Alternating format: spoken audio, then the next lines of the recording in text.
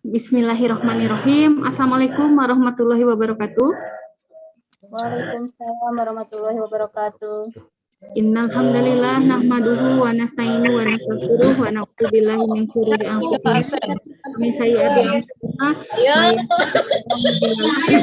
May yahdihillahu fala mudilla lahu. Asyhadu an la ilaha illallah wa asyhadu anna Muhammadan abduhu wa rasuluh. Alhamdulillah, puji dan syukur marilah kita panjatkan kehadirat Allah Subhanahu wa taala. Salawat dan salam semoga kepada Nabi besar Muhammad sallallahu alaihi wasallam. Alhamdulillah hari ini kita masih bisa bersilaturahmi walaupun masih via daring virtual Zoom ya rekan-rekan semua. Semoga tidak mengurangi kegiatan doa bersama dan tentunya dengan kajian. Ya, hari ini adalah minggu ketiga bulan Agustus 2021. Hari ini dengan pembicaranya Bapak Ustadz Syahid Zulijah, beliau akan memberikan kajian. Baik, untuk rekan-rekan kami mohon di mute ya, untuk di mute agar tidak mengurangi suara yang keluarnya. Ya. Baik, kepada Bapak Syahid kami persilahkan. Baik, Bismillahirrahmanirrahim. Assalamualaikum warahmatullahi wabarakatuh. Alhamdulillahirabbil alamin wal aqibatu lil muttaqin wala udwana illa 'alal zalimin. Asyhadu an la ilaha illallah wahdahu la syarikalah wa asyhadu anna Muhammadan abduhu wa rasuluhu alladzi la nabiyya ba'dah. Fa ya ibadallah usini wa iyyakum bitaqwallah wa ta'atihi faqad fazal muttaqun. A'udzubillahi minasyaitonir rajim. Ya ayyuhalladzina amanu taqullaha haqqa tuqatih wa la tamutunna illa wa antum muslimun amma ba'd. Alhamdulillahirabbil alamin, kita bersyukur kepada Allah pada siang yang dimuliakan ini di hari Jumat Sayyidul Ayyam kita bisa bersilaturahim via virtual. Mudah-mudahan sekali lagi apa yang menjadi keinginan kita, harapan kita di hari ini dikabulkan oleh Allah Subhanahu wa taala. Terutama tentu saja kepada saudara-saudara kita, ikhwatu iman kita, keluarga kita, sahabat kita, saudara-saudara kita yang hari ini sedang menjalani perawatan, baik rawat inap maupun rawat jalan, terutama di Rumah Sakit Islam Asy-Syifa Sukabumi, cepat diangkat penyakitnya oleh Allah Subhanahu wa taala dan diberikan kesabaran oleh Allah Subhanahu wa taala. Amin ya Allah ya rabbal alamin. Rekan sekalian, alhamdulillah yang saya hormati Bapak Direktur, yang saya hormati para kepala bidang dan bagian, yang saya hormati para kepala instalasi, yang saya hormati para kepala subbagian, para kepala unit, para kepala ruangan, para koordinator dan karyawan-karyawati Rumah Sakit Asy-Syifa Sukabumi yang dimuliakan Allah Subhanahu wa taala. Pada siang hari ini apa yang diamanatkan oleh rumah sakit kepada saya, tentu saja insya Allah akan saya jalankan amanah ini dengan baik. Mudah-mudahan ada waktu 1 jam ke depan kita bisa berkolaborasi, sharing di dalam hal mungkin ada keterangan-keterangan yang nanti bisa kita diskusikan bersama pada akhirnya begitu. Rekan-rekan sekalian yang dimuliakan oleh Allah Subhanahu wa taala, jika rekan-rekan sedang memegang Al-Qur'an atau di handphonenya ada Al-Qur'an digital, bisa dibuka, mari kita baca bersama-sama begitu ya. Insya Allah sifatnya ini kajian dan nanti boleh berkontribusi rekan-rekan sekalian begitu. Bagi rekan-rekan yang membuka Al-Qur'an, silakan buka surah Fatir, surah ke-35 ayat yang ke-32 ya. Kita baca bersama. A'udzubillahi minasyaitonirrajim. Tsumma aurasnal kitab alladzina astafaina min ibadina. Faminhum zalimun li nafsihi wa minhum muqtasid wa minhum sabiqum bil khairat biiznillah dzalika huwal fadlul kabir. Di dalam surah Fatir, surah ke-35 ayat 32 ini Allah menyampaikan, kata Allah, kemudian kitab itu kami wariskan kepada orang-orang yang kami pilih di antara hamba-hamba kami. Al-Quran sudah diwariskan kepada orang-orang, kepada manusia, kepada pribadi, kepada kelompok manusia yang ada pada satu era, satu masa, satu zaman, satu periode, yang kata Allah, orang-orang tersebut adalah orang-orang pilihan. Ya, entry point nih dalam ayat ini.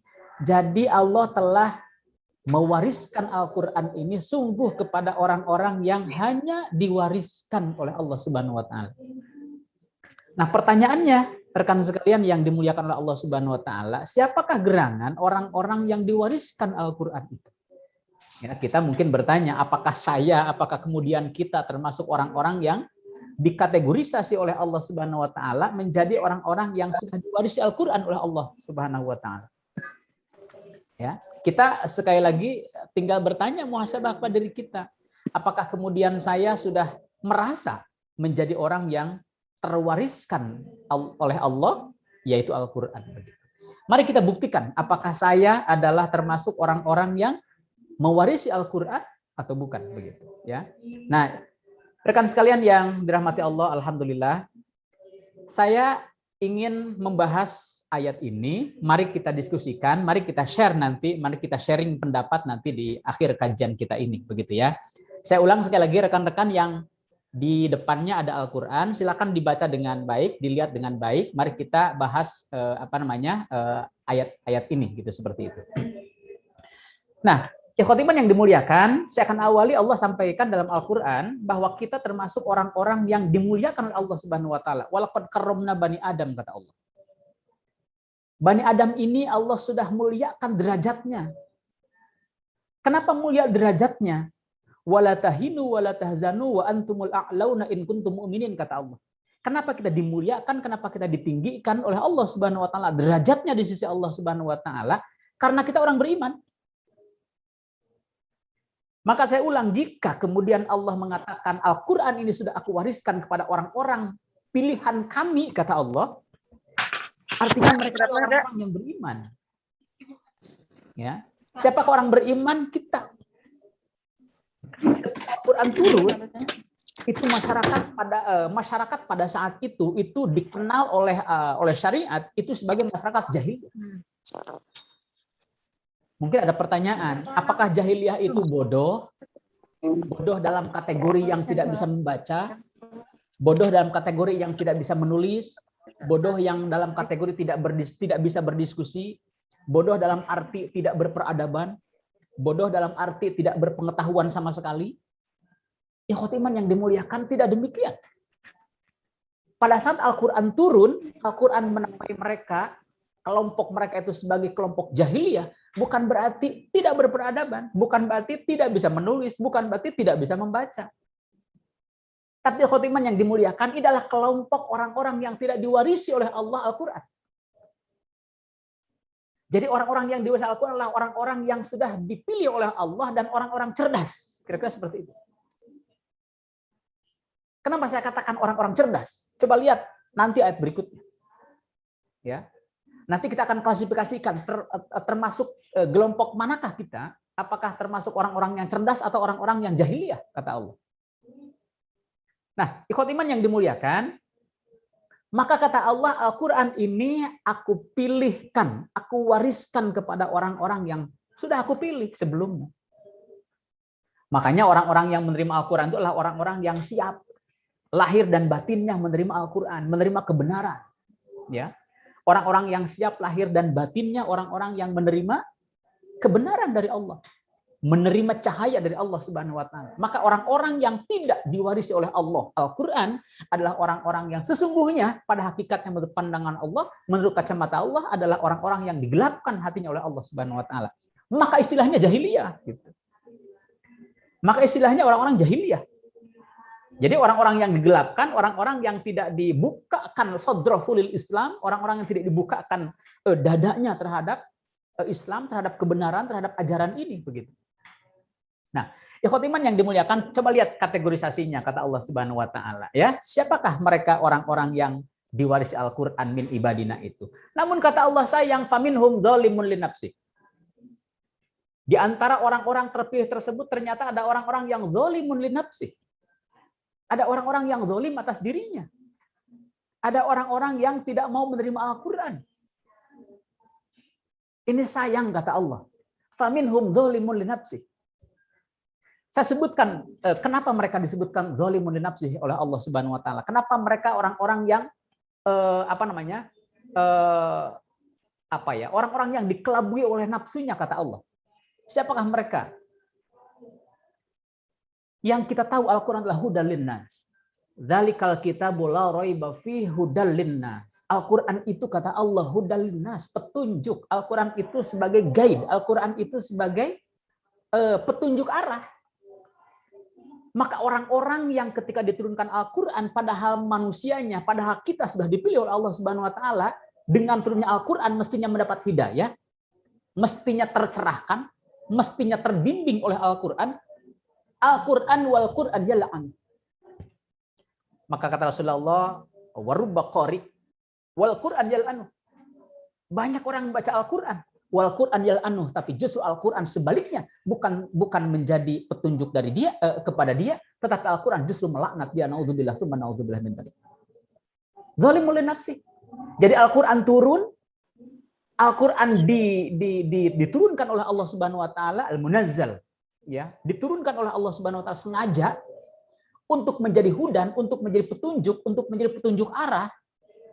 Ternyata untuk orang-orang yang zalim ternyata tidak menjadi itu. Al-Qur'an dibaca memang tetapi tidak menjadi petunjuk. Al-Qur'an dibaca tetapi tidak menjadi nasihat. Al-Qur'an dibaca tetapi tidak menjadi petunjuk arah. Hidupnya limbung, hidupnya tidak tentu arah. Zalim li nafsi. Atau Al-Qur'an itu kata Allah, Al-Qur'an itu rahmah. Al-Qur'an itu syifa. Al-Qur'an itu tibyanan likulli syai. Al-Qur'an itu zikrun. Al-Qur'an itu furqan. Jadi Al-Qur'an yang hudan, Al-Qur'an yang rahmatan, Al-Qur'an yang syifaan, Al-Qur'an yang furqanan, Al-Qur'an yang tibyanan. Sama sekali dalam hidupnya tidak menjadi tibyan, tidak menjadi pembeda. Furqan tidak menjadi pemisah. Syifa tidak menjadi obat. Rahmat tidak menjadi rahmat atas penyakit hati yang dideritanya. Sama sekali Al-Qur'an ketika dibaca, Al-Qur'an tidak didengarkan, lewat begitu saja begitu. Jadi ikhwati iman yang dimuliakan, ini kelompok pertama. Ya, ini sayang kata Allah sayang.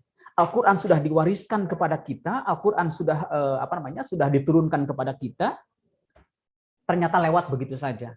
Al-Qur'an yang harusnya menjadi hudan, menjadi petunjuk, Al-Qur'an yang harusnya menjadi furqan, Al-Qur'an yang harusnya tibyan, Al-Qur'an yang harusnya rahmah, Al-Qur'an yang harusnya menjadi syifa. Ternyata itu lewat. Zalimun linafsi kata Allah. Hati-hati Al-Qur'an dibaca justru akan kembali melaknat para pemiliknya, para pembacanya. Jadi khotiman yang dimuliakan, ini menjadi ini menjadi catatan penting kepada kita. Adakah kita termasuk golongan yang zalim? Jangan-jangan kita adalah termasuk golongan orang-orang yang zalim, membaca Al-Qur'an hanya membacanya saja, ya kan? Tidak menjadi hudan, tidak menjadi tibyan, tidak menjadi furqan, tidak menjadi rahmah, tidak menjadi syifa. Padahal Al-Qur'an itu adalah itu. Maka sayang orang-orang yang dekat dengan Al-Qur'an, orang-orang yang membaca Al-Qur'an, orang-orang yang gemar berdekatan dengan Al-Qur'an, tetapi Al-Qur'an lewat begitu saja, tidak menjadi hudan, tidak menjadi petunjuk. Al-Qur'an lewat begitu saja, tidak menjadi syifa, tidak menjadi furqan, tidak menjadi rahmah kepada kita. Nah, ikhwatiman yang dimuliakan, itu yang pertama. Jadi kata Allah, faminhum zalimul linafsi. Ya, faminhum zalimul linafsi. Ada orang-orang yang mendolimi diri sendiri. Seharusnya Al-Qur'an menjadi rahmah, ternyata Al-Qur'an menjadi laknat. Seharusnya Al-Qur'an menjadi syifa, ternyata Al-Qur'an menjadi daun. Ya. Karena banyak orang yang tidak mau mendengarnya, tidak mau mengambil manfaatnya, ya. Maka orang-orang yang mengambil manfaat, orang-orang yang mengambil hudan adalah orang-orang yang orang-orang yang tercerahkan dengan Al-Qur'an. Ya, maka yang pertama zalimun linafsi faminhum zalimun nafsi, orang-orang yang zalim linafsi, zalim kepada dirinya sendiri. Al-Qur'an datang tetapi tidak menjadi hudan, Al-Qur'an datang tetapi tidak menjadi rahmah, Al-Qur'an datang diturunkan tetapi tidak menjadi rahmah, Al-Qur'an datang tidak diturunkan tidak datang kepada dirinya sebagai syifa di dalam hatinya. Yang kedua, ikhwatu iman yang dimuliakan, kata Allah, wa minhum muqtasid. Wa minhum muqtasid. Orang-orang yang ngambil setengah-setengah, orang-orang yang berada di tengah-tengah. Ya. Orang-orang yang mengambil manfaat. Diambil manfaat jika ayat ini memiliki manfaat. Ditinggalkan jika ayat ini memadaratkan. Ikhwati iman yang dimuliakan, mohon maaf, kita harus bermuhasabah di masyarakat kita, atau barangkali mungkin kita sendiri. Ya. Saya sering menyampaikan seperti ini. Ikhwati iman yang dimuliakan, orang-orang yang muqtasid itu adalah orang-orang yang dia taat kepada Allah, tetapi juga maksiat kepada Allah. Orang-orang yang taat kepada Allah, tetapi juga orang-orang yang berbuat dosa kepada Allah. Saya ingin memberikan ilustrasi, gambaran umum, ya, gambaran umum. Kadang di masyarakat kita itu lucu, ya. Di masyarakat kita itu kadang-kadang saya sulit memahaminya begitu ya. Konon katanya kalau seorang ibu yang hamil ingin anaknya ganteng, ingin anaknya cantik, sehingga dia baca setiap malam itu surah Yusuf. Ya, surah Yusuf. Padahal ayat Al-Quran, surah Al-Quran itu banyak bicara tentang anak-anak soleh. Ya, kenapa kita melewatkan ayat surat di mana di dalam surat dan ayat tersebut bagaimana seorang ayah bersikap kepada anak, bagaimana seorang ibu bersikap kepada anak, bagaimana anak bersikap kepada orang tua, bagaimana kita bersikap kepada saudara, bagaimana kita bersikap kepada tetangga, bagaimana kita bersikap kepada pimpinan, bagaimana kita bersikap kepada yang lebih rendah. Ada surat-surat, ada ayat-ayat yang seperti itu. Tapi kita lewatkan itu begitu. Seolah-olah yang saya inginkan adalah kegantengan, kecakapan Nabi Yusuf saja. Ikhwati iman yang dimuliakan, maka pada saat yang sama, sesungguhnya kita sedang meninggalkan ayat-ayat yang lain. Di situ ada surah Luqman, yang bagaimana ada disampaikan kriteria ayah, kriteria anak, kriteria ibu. Di situ ada surah As-Saffat, surah ke-37 ya. Di situ ada kriteria ayah, kriteria ibu, kriteria anak. Anak yang soleh itu seperti apa? Orang tua yang soleh itu seperti apa? Kriterianya ada. Di dalam surah Ibrahim. Kriteria orang tua yang soleh, yang soleha, anak yang soleh, itu sudah cukup ayat. Ya. Kalau kita ingin bagaimana dimotivasi supaya saya ingin surganya Allah Subhanahu wa taala, ada. Dalam surah Waqiah silakan baca bagaimana kita dimotivasi oleh Allah Subhanahu wa taala supaya masuk surga, mendapatkan kebahagiaan yang luar biasa di sisi Allah. Hampir kita lewatkan itu. Ya. Mohon maaf. Barangkali sekali lagi kita mengkhususkan surat-surat tersebut, mengkhususkan ayat-ayat tersebut. Hati-hati. Jangan sampai kita terkena faminhum muqtasid, kata Allah.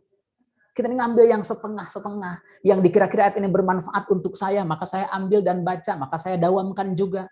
Tetapi ayat ini tidak banyak manfaatnya untuk saya dan keluarga saya, sehingga kemudian tidak saya dawamkan, tidak saya baca, dan seterusnya. Bahkan mohon maaf, di kampung saya itu ada ayat-ayat, ada surat-surat yang dilakukan yang diwiridkan ya pada setiap sholat tertentu dengan jumlah tertentu, dan siangnya tidak makan, tidak minum. Ada itu, Masya Allah. Seolah-olah kita meniadakan ayat yang lain tidak memberi manfaat. Seolah-olah kita meniadakan surah yang lain tidak memberikan manfaat. Seolah-olah kita meniadakan juz yang lain tidak memberikan manfaat kepada kita. Pada ikhwati iman yang dimuliakan, kata Rasulullah, siapapun yang baca Al-Quran, satu hurufnya adalah pahala untuk dia. Sahabat bertanya, ya Rasulullah, apakah Bismillahirrahmanirrahim itu satu huruf? Kata Rasulullah, tidak. Satu huruf itu ba-nya satu huruf, sin-nya satu huruf, mim-nya satu huruf, alif-nya satu huruf, lam-nya satu huruf, dan seterusnya. Maka seandainya ikhwatul iman yang dimuliakan, kita membaca Al-Quran dari mulai bismillah ayat pertama surah Al-Fatihah sampai ayat yang terakhir di surah An-Nas, sudah berapa juta huruf yang kita baca. Dan kalau dikalkulasikan dengan satu huruf, satu nilai, satu huruf, satu pahala, sudah berapa juta pahala yang kita baca. Jadi khotiman yang dimuliakan, faminhum muqtasid, kata Allah. Ada orang yang mengambil manfaat sebagiannya saja, tetapi ada orang yang menganggap tidak bermanfaat sebagian yang lainnya. Na'udzubillah.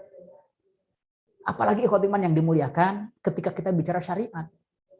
Itu Al-Quran itu kan sebagai masodir, sebagai sumber hukum, sebagai sumber rujukannya.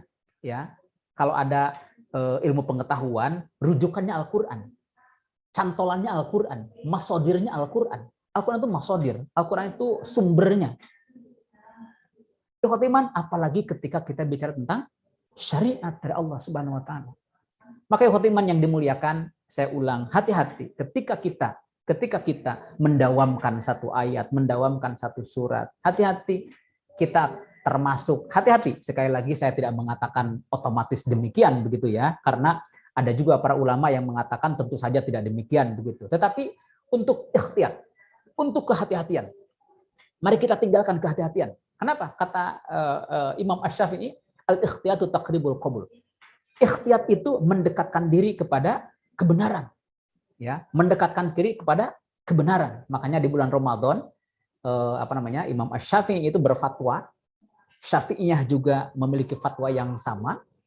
Itu sebelum sebelum sholat subuh itu ada ikhtiyat 10 menit. Ya, ada ikhtiyat.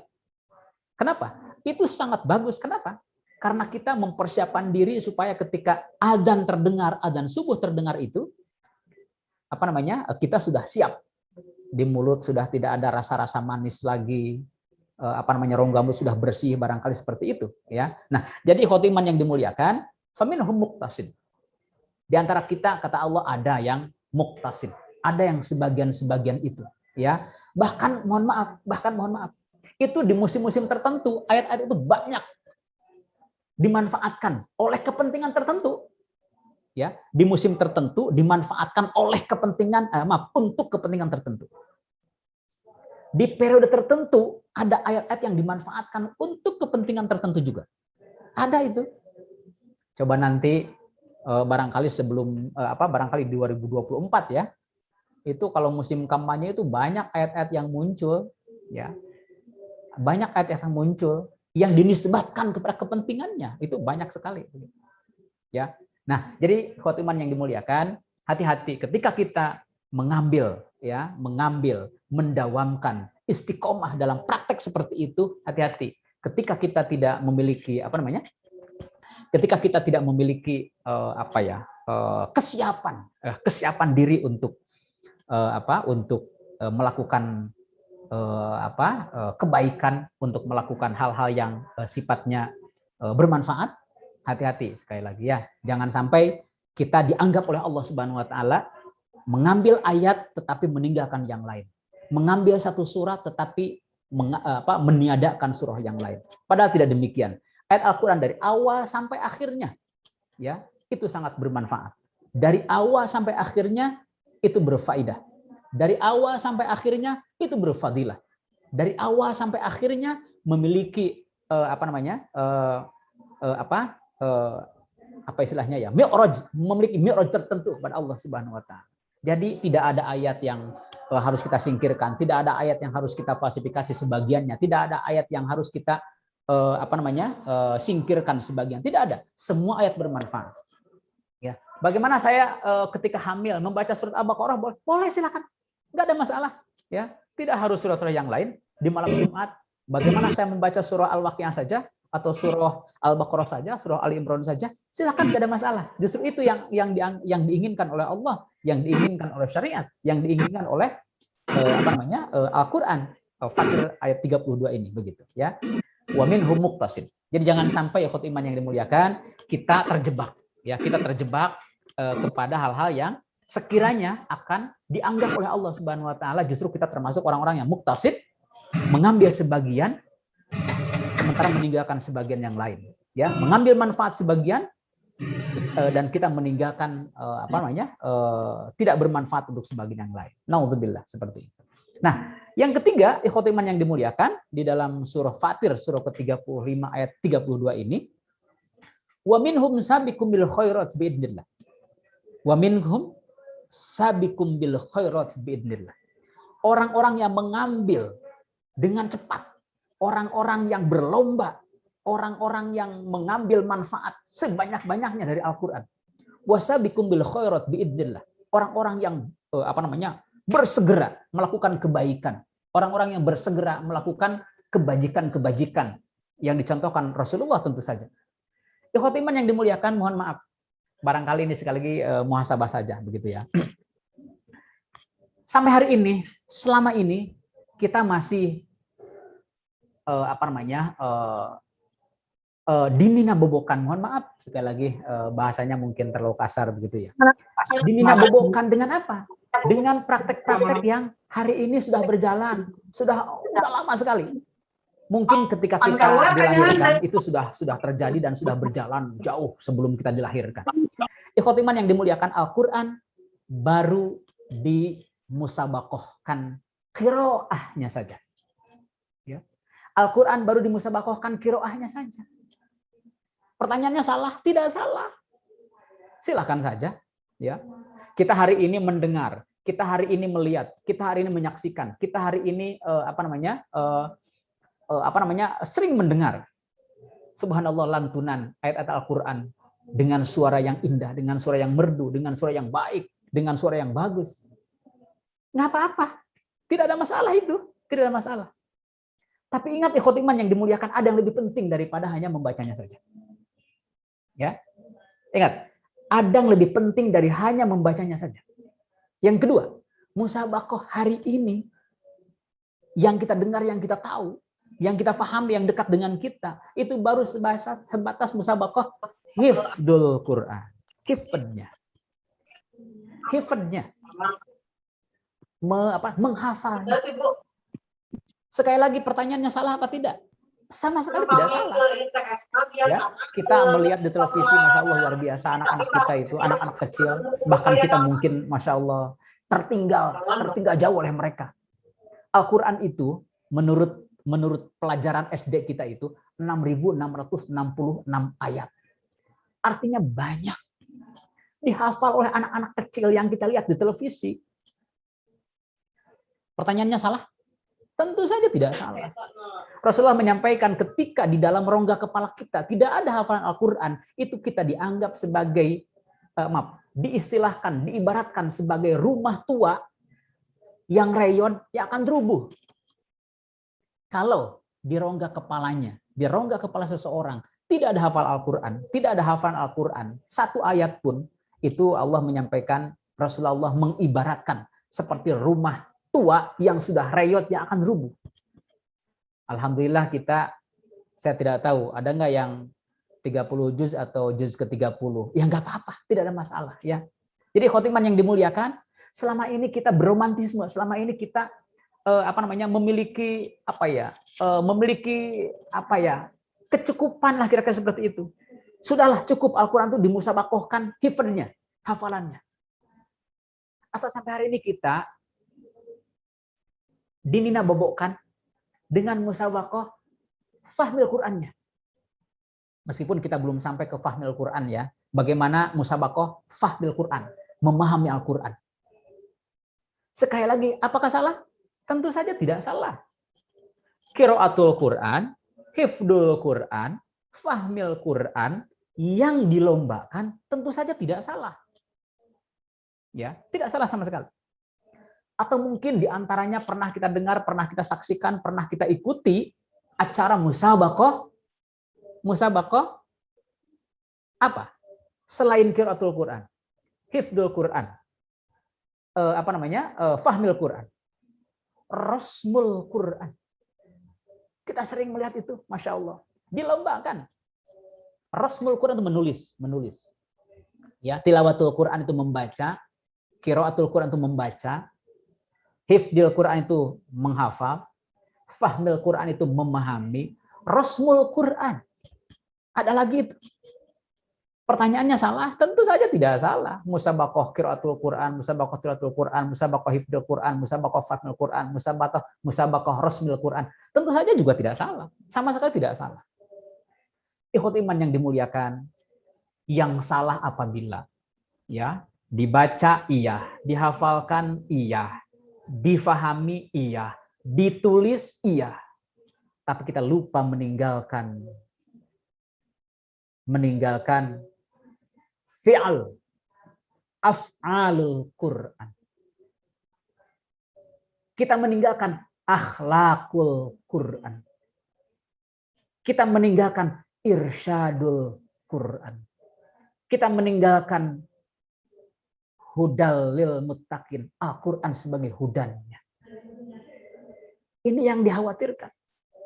Jadi saya ulang, qiraatul Quran bukan salah, hifdzul Quran bukan salah, rasmul Quran bukan salah, fahmil Quran bukan salah. Dimusabaqahkan, dilombakan. Ikhwat iman yang dimuliakan, karena kemudian nanti akan kembali kepada kita kalau af'al Quran, arkanul Quran, ya, atau menjawabkan Al-Quran dalam keseharian kita itu memang akan kembali kepada kita. Tapi ikhwat iman jauh lebih penting daripada apa yang disebutkan tadi di atas itu. Kita hari ini bagaimana membumikan Al-Quran, ya, menjawabkan Al-Quran, menginternalisasi Al-Quran kepada diri kita. Contoh ikhwat iman yang dimuliakan. Allah sampaikan dalam Al-Quran, "Al-yauma akmaltu lakum dinakum wa atmamtu 'alaikum ni'mati wa raditu lakumul Islam madinan." Al-Quran itu, syariat itu, din itu, agama itu, nikmat itu sudah sempurna kata Allah. Sudah disempurnakan oleh Allah. Diturunkan kepada Rasulullah sudah sempurna. Kelak ketika ditanya oleh Allah Subhanahu wa taala, kita tidak akan ada yang berargumentasi di hadapan Allah Subhanahu wa taala bahwa saya belum menemukan keterangan A, B, C, dan seterusnya. Itu akan ditolak oleh Allah alasan seperti itu. Ya. Jika kita belum melakukan saum dan kita berargumentasi di hadapan Allah Subhanahu wa taala ketika sudah wafat dan dihisab dalam mizannya Allah Subhanahu wa taala, dan kemudian kita berargumentasi di hadapan Allah, ya Allah, kan nabinya tidak datang ke kaum saya. Nabinya tidak datang ke kampung saya. Nabinya tidak datang ke kota dan kabupaten saya. Nabinya tidak datang ke provinsi saya. Nabinya tidak datang ke negeri saya. Ikhwat iman yang dimuliakan, itu pertanyaan dan itu jawaban kepada Allah yang sangat keliru. Kata Allah, ikhwat iman yang dimuliakan Allah, yang dimuliakan. Nabi itu sudah datang kepada semua kaum. Semua kaumnya sudah didatangkan nabi, sudah didatangkan utusan oleh Allah. Sudah. Kapan memang datang ke kita? Memang datang ke Sukabumi begitu? Memang nabinya tidak datang 1553 tahun yang lalu.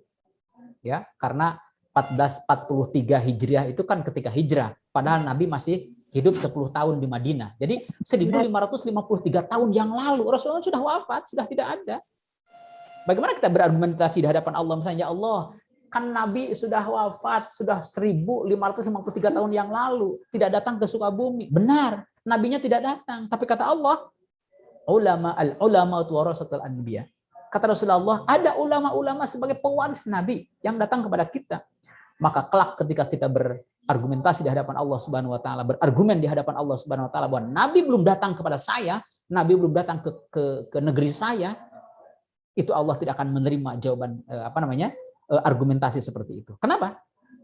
Karena Nabi sudah mewariskan ilmunya kepada para ulama. Dan cukup para ulama yang menyampaikan itu. Maka al-yauma akmaltu lakum dinakum wa atmamtu 'alaikum ni'mati wa raditu lakumul Islam madinan. Itu adalah jelas. Syariatnya sudah ada, Al-Qur'annya sudah diturunkan, ulamanya sudah disebar oleh Allah, ya orang-orang pintar sudah disebar, ahlu dzikrinya sudah disebar oleh Allah, dan tinggal nanya. Dan kita tinggal nanya pada mereka. Tidak tahu tentang apa. Tidak tahu mau bertanya kepada siapa. Sudah Allah pilihkan orang-orang yang memang istiqomah di dalam ajaran Allah. Nah, maka ikhwat iman yang dimuliakan, yang ketiga, sabiqum bil khairat biiznillah. Hari ini mari kita berlomba. Berlomba. Lomba apa? Lomba dalam pengertian yang tadi. Lomba bagaimana menginternalisasi Al-Qur'an. Ya, lomba bagaimana menginternalisasi Al-Quran. Kata Al-Quran apa? Salah satunya. Kata Al-Quran apa? Aqimus sholah wa atuz zakah wa anfiqu fi ma razaqnakum, kata Allah. Dirikanlah sholat, kemudian tunaikan zakat, infaklah dari sebagian harta kita. Itu adalah Al-Quran. Itu adalah ungkapan Al-Quran. Itu adalah dalam kerangka internalisasi Al-Quran dalam diri kita. Ya, bagaimana hari ini Al-Quran mengejawantah, menginternalisasi dalam diri kita dan kemudian mengejawantah dalam kehidupan keseharian kita. Itu yang diharapkan. Saya ulang, bukan berarti salah qiraatul Quran, bukan berarti salah rasmul Quran, bukan berarti salah fahmul Quran, bukan berarti salah khatmul Quran, bukan, tidak sama sekali, tidak ada yang salah dengan itu. Tapi yang keliru jika Al-Quran sudah dibaca, tidak menginternalisasi pada diri kita dan tidak mengejawantah dalam kepribadian kehidupan kita. Apalah artinya kita orang-orang yang biasa gemar membaca Al-Quran, tapi justru Al-Quran tidak menjadi hudan.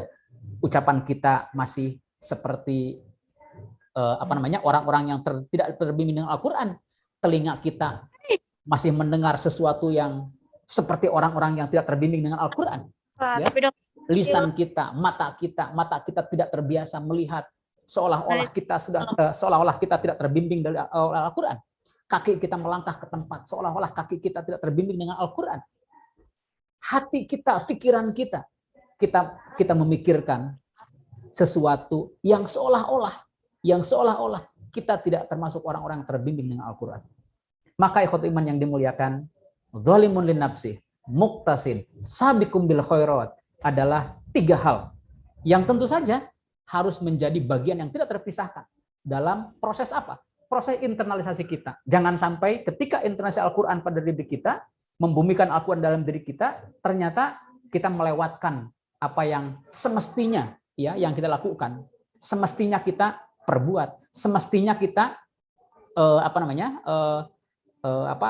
dekati Al-Quran dengan diri kita. Maka ikhwat iman yang dimuliakan, dalam forum yang mulia ini, di saat yang mulia ini, saya pikir kita termasuk orang-orang yang terdidik, ya, pendidikan kita tinggi, kehormatan kita juga tinggi, ya. Tentu saja mari kita ambil Al-Quran sebagai hudan, ambil Al-Quran sebagai rahmah, ambil Al-Quran sebagai tibyan, ambil Al-Quran sebagai furqan, ambil Al-Quran sebagai rahmah, ambil Al-Quran sebagai syifa. Kenapa? Karena Al-Quranlah yang akan menyelamatkan, membimbing kita menuju jalan kepada Allah Subhanahu wa taala. Dan kita tidak pernah tahu kapan akan dipanggil oleh Allah, dan kita tidak pernah tahu kapan akan diwafatkan oleh Allah, dan kita tidak pernah tahu bagaimana hisab kelak di yaumil qiyamah. Seandainya kita tidak mampu menjawab pertanyaan-pertanyaan dari Allah Subhanahu wa taala. Maka tentu ikhwati iman yang dimuliakan, saya ulang sekali lagi lewat forum yang mulia ini, mudah-mudahan kita membaca Al-Quran bukan hanya sebagai inspirasi, tetapi jadikan sebagai solusi. Membaca Al-Quran bukan inspirasi saja, tetapi Al-Quran harus menjadi solusi di dalam kehidupan kita. Kenapa? Karena Al-Quran akan menjadi solusi ketika kelak kita dihisab dalam mizannya Allah Subhanahu wa taala. Ya, jangan sampai kita ditanya oleh Allah dan kita tidak tahu, jangan sampai kita ditanya oleh Allah dan kita tidak paham, jangan sampai kita ditanya oleh Allah dan kita tidak bisa menjawab. Tentu saja salah satu masalah yang akan kita hadapi hari ini adalah bagaimana kita sabiqum bil khairat biidznillah terhadap Al-Qur'an. Terakhir, kata Rasulullah dalam Al-Qur'an, ya Rabbi, inna qaumi ittakhadhu hadzal Qur'ana mahjura. Ya, Rasulullah pernah berkeluh kesah di hadapan Allah Subhanahu wa taala. Kata Rasulullah, ya Rabbi, wahai Rabbku, wahai Tuhanku, ya Allah, ya Rabbi, kata Rasulullah, inna qaumi, sesungguhnya kaumku, sesungguhnya pengikutku, kata Rasulullah, ittakhadhu, mereka sudah menjadikan Al-Qur'an mahjura, menjadikan Al-Qur'an sudah dijauhkan. Ya Rabbi, kata Rasulullah, kaumku sudah menjauhi Al-Qur'an. Kaumku sudah menjauhi Al-Qur'an. Ya. Kenapa? Karena kita sudah tidak lagi bersentuhan dengan Al-Qur'an. Al-Qur'an tidak dibaca lagi, Al-Qur'an tidak difahami lagi, Al-Qur'an tidak didakwahkan lagi, Al-Qur'an tidak diresapi lagi, Al-Qur'an tidak didiskusikan lagi, dan Al-Qur'an sudah ditinggalkan, tidak diamalkan lagi. Kata Rasulullah, ya Rabbi, inna qaumi ittakhadhu hadzal Qur'ana mahjura. Jangan sampai apa yang dikeluhkan Rasulullah kepada Allah adalah kita di antaranya. Jangan sampai kita sedang dikeluhkan Rasulullah bahwa kita hari ini tidak membaca Al-Qur'an, bahwa hari ini kita tidak menulis Al-Qur'an, hari ini tidak memahami Al-Quran, hari ini tidak zikir dengan Al-Quran, hari ini tidak menjadikan Al-Quran sebagai furqan dan seterusnya. Hati-hati. Mudah-mudahan kita termasuk orang-orang yang istiqomah, ya. Termasuk orang-orang yang istiqomah, memiliki hati yang istiqomah, memiliki jiwa yang istiqomah di hadapan Allah Subhanahu wa taala. Bagaimana kita bisa membaca, memahami, menghafalkan, menulis tentang Al-Qur'an itu, ya. Terakhir Allah sampaikan, walau kana min indi ghairillah lawajadu fihi ikhtilafan katsira. Al-Qur'an adalah otentik. Al-Quran adalah valid, turun dari Allah Subhanahu wa taala. Itu adalah kalamullahil munazzal. Kalam Allah yang diturunkan kepada Rasulullah SAW biwasilati Jibril, dengan wasilah perantara malaikat Jibril. Dan itu valid, dan itu sahih, dan itu absah dari dulu sampai hari ini, dan dari hari ini sampai kiamat nanti. Al-Quran tetap akan valid, akan absah, digunakan di semua zaman, di semua masa, untuk kepentingan semua orang. Al-Quran tetap akan valid. Itu saja barangkali rekan-rekan yang saya sampaikan. Masih ada waktu 15 menit, 10 menit untuk kita diskusi, seandainya ada hal yang harus kita diskusikan. Itu saja, mudah-mudahan bermanfaat. Aku qouli hadza astagfirullahaladzim li walakum. Ibu Diah, mangga silakan pilih aya anu bade didiskusikan. Baik, terima kasih Pak Syahid atas kajiannya. Baik, kepada seluruh karyawan kami persilakan jika ada yang ingin bertanya atau ingin sharing kepada Pak Syahid, silakan mengaktifkan suaranya di unmute atau melalui kolom. Oh, mangga Bu Ita. Waalaikumsalam. Silakan Bu Ita. Iya, Pak Ustadz mau nanya izin. Siap. Iya, ini kan tadi ya untuk Al-Quran itu katanya kan selain harus dihafal, dibaca gitu ya. Tadi memang nggak disinggung sih untuk mengamalkannya dok ya Ustadz ya Pak Ustadz ya. Nah ini misalkan nih kita itu menghadapi orang yang Al-Qurannya hafalannya bagus, bacaannya bagus, terus amalan-amalan yang amalan-amalannya juga bagus kelihatannya ya. Terus mengaji rajin dan sebagainya. Tapi Pak Ustadz untuk hubungan dengan masyarakat gitu ya, terus hubungan bertetangga istilahnya hablum minanasnya gitu ya, itu sering banget menyakiti perasaan orang-orang di sekitarnya gitu ya. Sebelumnya sih dikiranya cuman mungkin saya aja yang baper gitu ya, saya aja yang baper yang misalkan, ternyata setelah kelamaan ternyata memang banyak sekali gitu orang yang merasa dirugikan, orang yang merasa tersakiti. Nah, apakah orang yang seperti ini itu termasuk orang yang dolim terhadap dirinya sendiri gitu? Karena sungguh sangat disayangkan dia itu memang hafalannya terus terang bagus gitu, bacaannya pokoknya yang lain-lainnya itu bagus banget gitu. Apakah itu termasuk orang yang dolim terhadap dirinya sendiri gitu ya? Terus bagaimana kita menghadapi orang seperti itu gitu, karena kan mungkin setidaknya kan nggak maksudnya itu sangat disayangkan sekali gitu kan orang yang udah bagus gitu tapi hablum minanasnya dia nggak dijaga gitu. Nah, gimana caranya menghadapinya dan gimana mengingatkannya gitu Pak Ustadz. Hatur nuhun. Waalaikumsalam warahmatullahi wabarakatuh. Terima kasih Ibu Ita Mustaqimah dari Arafah 2 ya yang sudah berpartisipasi dan sharing pendapat di forum ini begitu. Apakah termasuk orang yang zalim ya kalau orang yang memiliki sifat demikian tadi itu ya, seperti itu.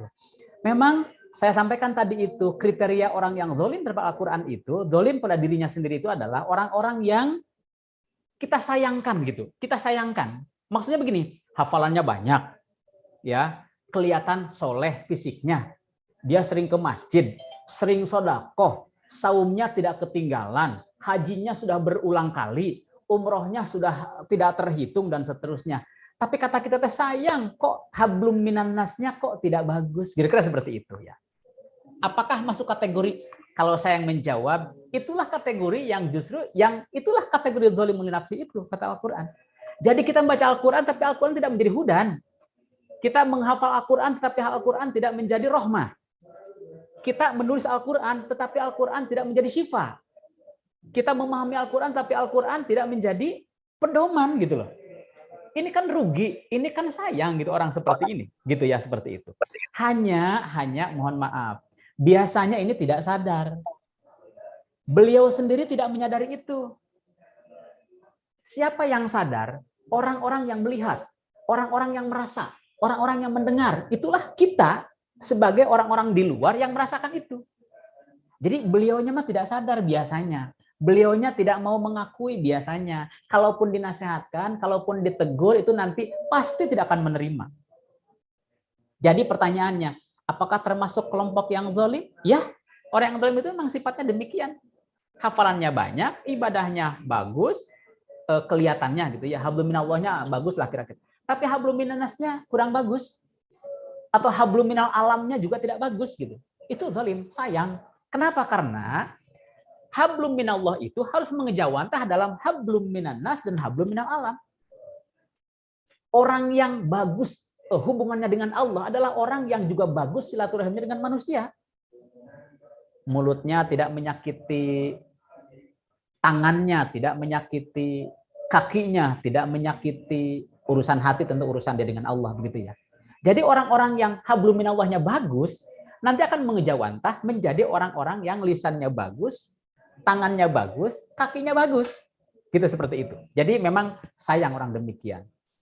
Bagaimana harusnya kita mendoakan? Karena ketika ditegur oleh kita, disapa oleh kita, dinasihati oleh kita, apalagi kita tidak lebih banyak ilmunya barangkali menurut pandangan beliau, itu tidak akan terima. Biasanya tidak akan menerima itu. Dan bahkan mungkin lebih galak daripada siapapun. Kamu anak kemarin, nah kira-kira mungkin begitu bahasanya. Mungkin begitu ya. Di satu kesempatan, di satu kondisi mungkin seperti itu. Ya. Jadi sekali lagi, bagaimana kita menghadapi orang yang seperti ini? Mendoakan cukup. Doakan kebaikannya, doakan kebaikannya.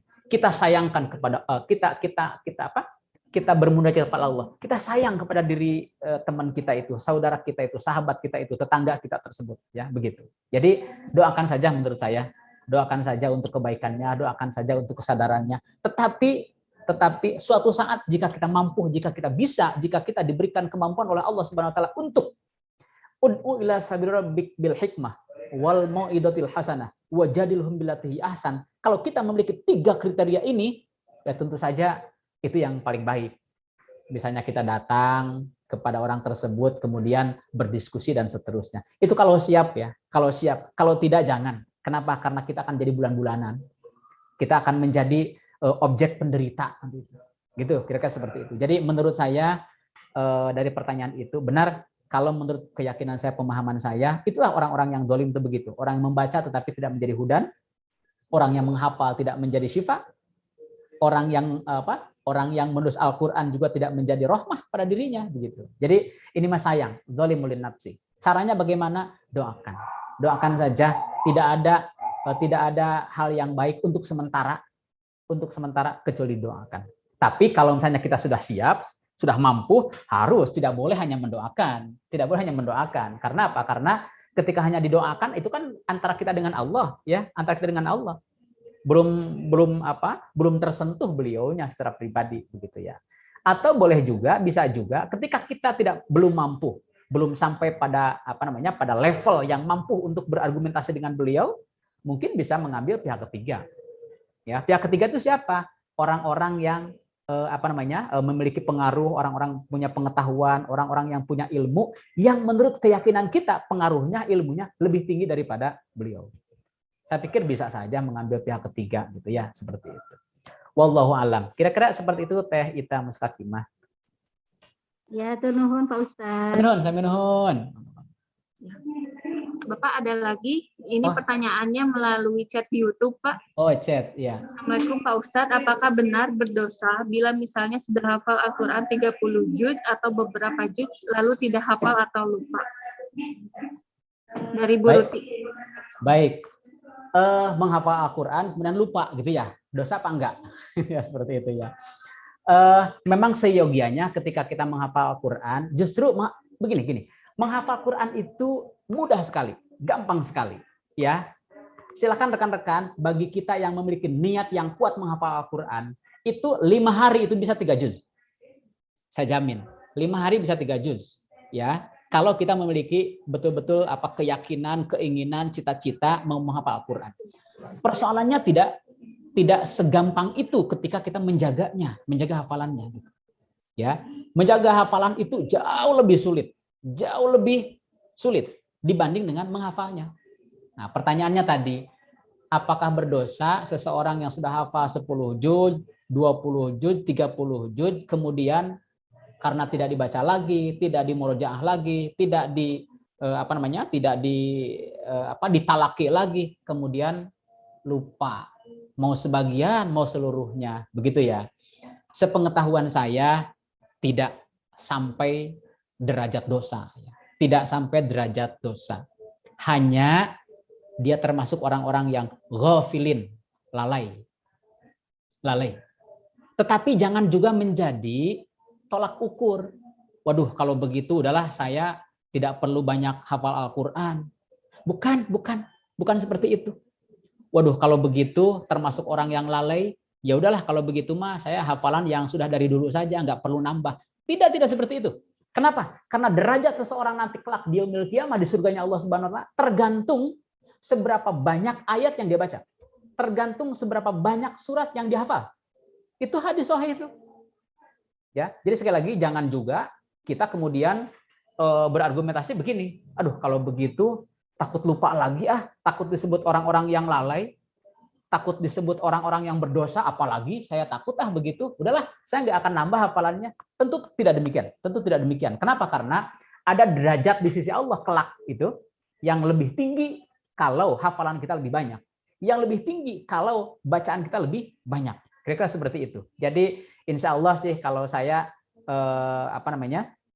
memiliki pemahaman, keyakinan yang saya baca tidak sampai pada derajat itu gitu. Tetapi termasuk orang-orang yang ghafil, ya, orang-orang yang lalai. Apakah kemudian nanti akan kembali melaknat dia?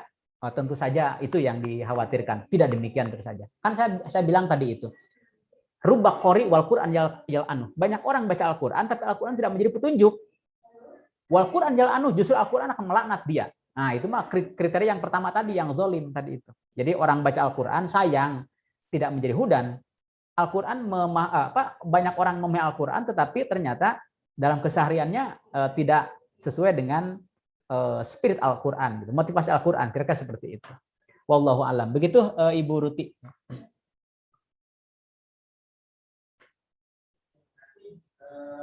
Tadi ada lagi di Zoom, Pak. Terima kasih, Pak Syahid. Izin bertanya dari Kang Suryana, apa dalil dan hadisnya membaca surat Al-Kahfi malam Jumat? Ya, baik. Saya tidak hafal secara harfiah hadisnya, dalilnya begitu. Tetapi ayat yang keterangan yang sangat umum itu, bahwa apa yang menjadi dalil itu harus dikaji dari sudut pandang yang banyak. Contoh, sekali lagi Kang Suryana, saya tidak hafal bait hadisnya ya, bait hadisnya. Jadi ada orang yang bersungguh-sungguh pada malam tertentu membaca surah tersebut, membaca aurat tersebut, membaca kalimah tersebut. Ketika kata Rasulullah, ketika dikhususkan pada malam tertentu atau pada kejadian tertentu, itulah bid'ah, gitu kata Rasulullah. Nah, jadi siapapun itu yang membaca, yang menzikirkan, yang melafadzkan pada malam-malam tertentu saja, artinya malam-malam yang lainnya tidak begitu, itu termasuk bid'ah. Itu seperti itu. Nah, jadi sekali lagi Kang Suryana tadi bisa dilihat nanti redaksinya saya tidak hafal, tetapi kira-kira maknanya seperti itu, gitu ya, seperti itu. Jadi tidak ada yang dikhususkan pada malam tertentu harus membaca ini, tidak ada seperti itu, ya, tidak ada seperti itu. Kenapa? Karena kita nanti mungkin akan memiliki pemahaman, keyakinan yang secara sadar atau tidak itu termasuk orang-orang yang mengambil manfaat sebagian, tetapi tidak mengambil manfaat sebagian. Padahal ayat Al-Quran dari awal sampai akhirnya itu bermanfaat semuanya.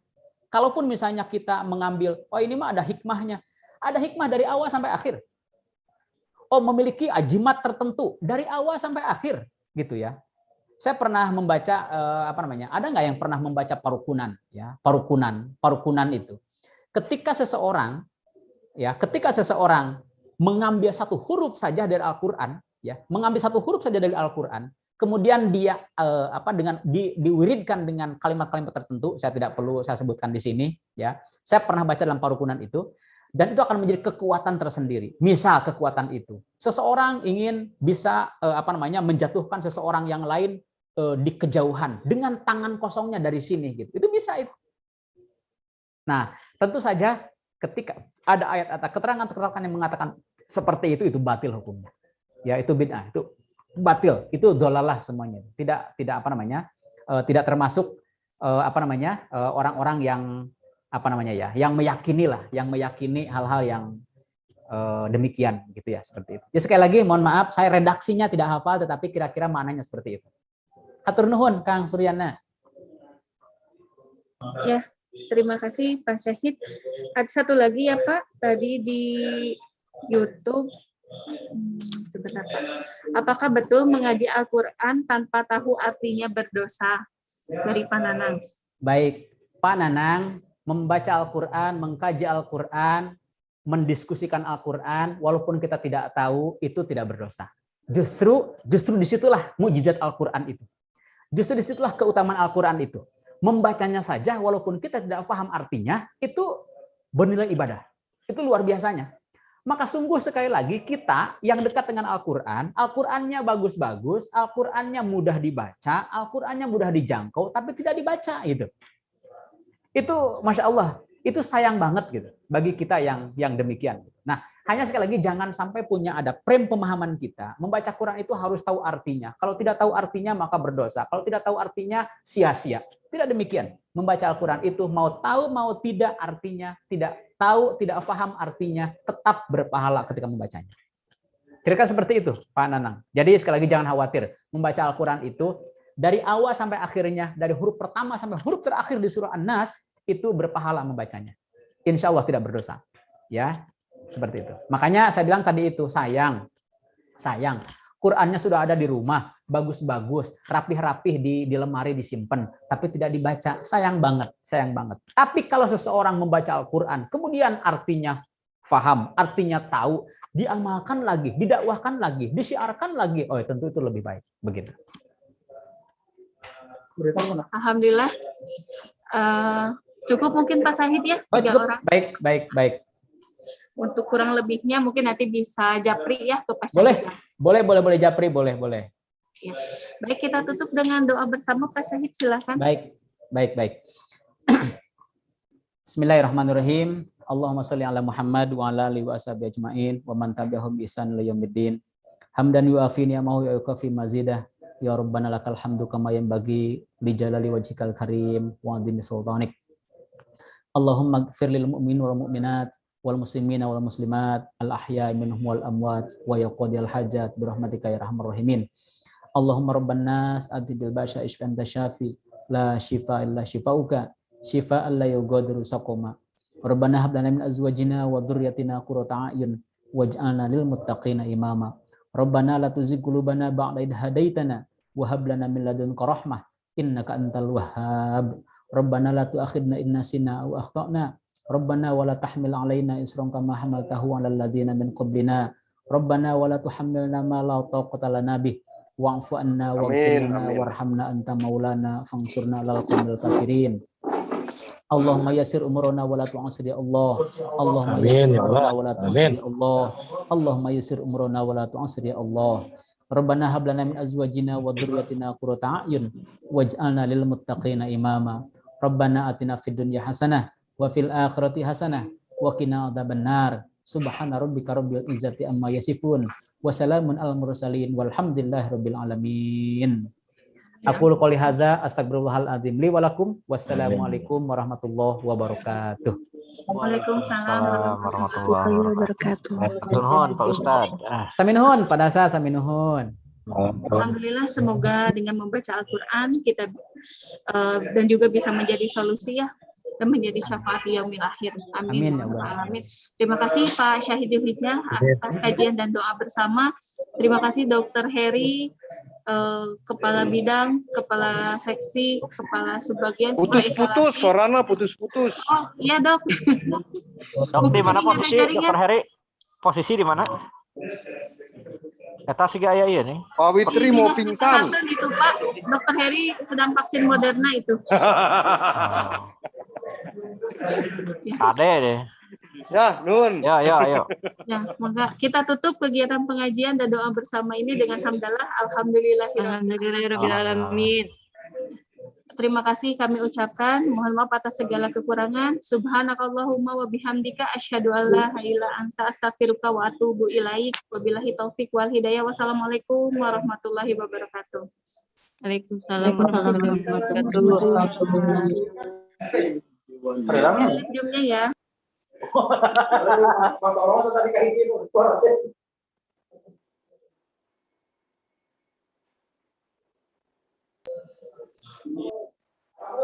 Dokter Heri sudah divaksinnya belum, Dok?